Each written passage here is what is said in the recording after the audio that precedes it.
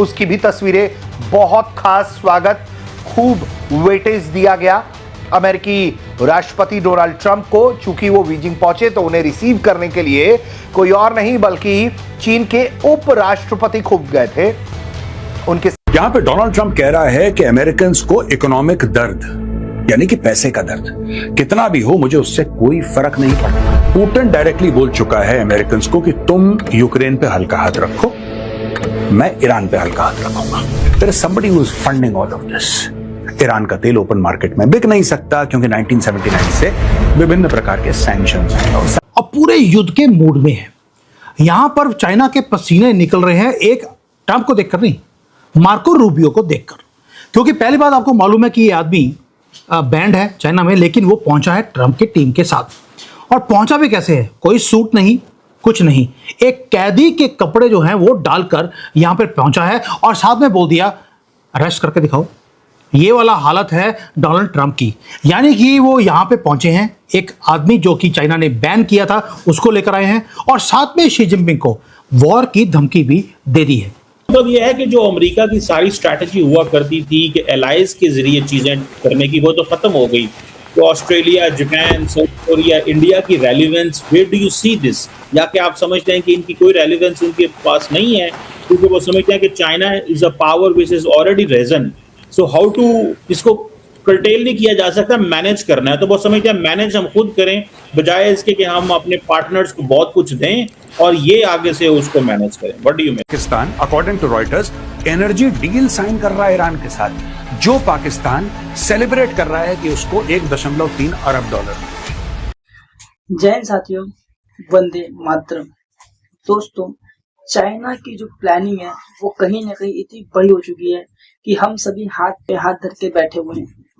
अभी अमेरिका के राष्ट्रपति डोनाल्ड ट्रंप और उसके वाइस प्रेसिडेंट ये सभी मिलकर चाइना की एक बहुत बड़े मीटिंग में गए हैं, जिसका मेन मकसद तो सिर्फ यही है कि किसी भी तरीके से चाइना को ये समझाया जाए कि आप सिर्फ चाइना तक सीमित रहिए, ताइवान की ओर बढ़ने की कोशिश ना करें।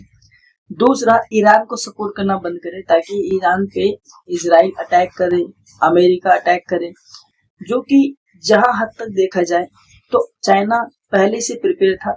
उसे मालूम था कि कभी न कभी आना पड़ेगा क्योंकि ईरान को फुल बैक में सपोर्ट दे रहा था कौन? चाइना। लेकिन दिक्कत वाली बात यह आ गई, इसमें रशिया नाराज हो चुका है चाइना से और रशिया ने अभी तुरंत मॉस्को के अंदर आपने देखा कि भारत का नाम लेते हुए वेस्टर्न यूरोप को काफी कोसा गया, काफी खड़ी सुनाई गई कि आप भारत के बिना कुछ नहीं है। क्योंकि पूरे वॉर के अंदर जब से रशिया यूक्रेन का वॉर चला है तो इंडिया ने ही आप सभी को सस्ते में तेल देके आपकी इकोनॉमी को बचाया है। तो कहीं ना कहीं आप इंडिया के बिना अधूरे हैं। वही अमेरिका जो है अपने वेस्टर्न कंट्रीज नाटो अलायंसेस का साथ छोड़ते हुए अन्य ग्रुप में शामिल होने की बात कर रहा है, क्योंकि ये भड़कवा बंदा है। मतलब कहीं एक फिक्स हो किसी कोई फॉरेन पॉलिसी नहीं है, जहां पैसा मिलता है वो वहां भाग जाता है। आप देख लो इस वॉर के अंदर किसका फायदा हो रहा है? अमेरिकन कंपनीज का। लेकिन अगर ये वॉर रुक गई फिर किसका फायदा हो? किसी का नहीं होगा। तो ऐसे में इन सभी का एकजुट होना बहुत बड़ी बात है और ये एकजुट होंगे भी और काम भी करेंगे ताकि वॉर चलता रहे और पैसा कमाते रहे। एक यूक्रेन में बिजी रहेगा, एक ईरान में बिजी रहेगा और एक चाइना ताइवान पे हमला ना करते। इसीलिए अमेरिका की बहुत बड़ी विजिट है। सारी चीजें बाहर आएंगी एक एक करके, तब तक वीडियो के अंदर बने रहिएगा। मिलते हैं वीडियो के एंड में। पॉलिसी ये है कि मैं एक सुनने में आया है कि जो बोर्ड ऑफ ट्रेड वो बनाना चाहते हैं, आई थिंक चाइना के साथ मिलके। और दूसरा, आप इस विजिट को कैसे देखते हैं ओवरऑल? तीसरा, मुझे ये चीज समझाएं कि ट्रंप ने ये कहा है कि I am not going to manage China through allies and friends and partners, मैं डायरेक्ट डील करूंगा इसको। तो इसका मतलब ये है कि जो अमेरिका की सारी स्ट्रैटेजी हुआ करती थी कि एलाइज के जरिए चीजें करने की, वो तो खत्म हो गई। तो Australia, Japan, South Korea, India की relevance, where do you see this? या कि आप समझते हैं कि इनकी कोई रेलिवेंस उनके पास नहीं है क्योंकि वो समझते हैं कि China is a power which is already risen. So how to इसको कर्टेल नहीं किया जा सकता, मैनेज करना है। तो वो समझते हैं मैनेज हम खुद करें बजाय इसके कि हम अपने पार्टनर्स को बहुत कुछ दें और ये आगे से उसको मैनेज करें। What do you make? आपके सवाल में कई सवाल हैं। तो पहला सवाल ये देता हूं कि डोनाल्ड ट्रंप की जो फर्स्ट टर्म और सेकंड टर्म में काफ़ी तब्दीली आ गई है with regards to foreign policy in general और चाइना को लेकर। जब डोनाल्ड ट्रंप पहले टर्म में आए थे तो China was a rising power. ठीक है, ये 8 साल के बाद जा रहे हैं बीजिंग। आपको याद है मैंने आपको किस्सा सुनाया था कि मैं बाय रोड गया हांगकांग से। पूरे युद्ध के मूड में है। यहां पर चाइना के पसीने निकल रहे हैं, एक ट्रंप को देखकर नहीं, मार्को रूबियो को देखकर। क्योंकि पहली बात आपको मालूम है कि ये आदमी बैंड है चाइना में, लेकिन वो पहुंचा है ट्रंप की टीम के साथ। और पहुंचा भी कैसे है? कोई सूट नहीं, कुछ नहीं, एक कैदी के कपड़े जो हैं वो डालकर यहां पर पहुंचा है और साथ में बोल दिया अरेस्ट करके दिखाओ। ये वाला हालत है डोनाल्ड ट्रंप की। यानी कि वो यहाँ पे पहुंचे हैं, एक आदमी जो कि चाइना ने बैन किया था उसको लेकर आए हैं और साथ में शी जिनपिंग को वॉर की धमकी भी दे दी है। अब ये क्यों बोल रहा हूं, ये सारा मुद्दा आपके साथ रखूंगा और क्या कुछ हो रहा है यहाँ पर, पसीने क्यों छूट रहे हैं चाइना के। आपको मजा आएगा यार, दुश्मन कंट्री की वाट लग रही है उन्हीं की कंट्री में बैठकर।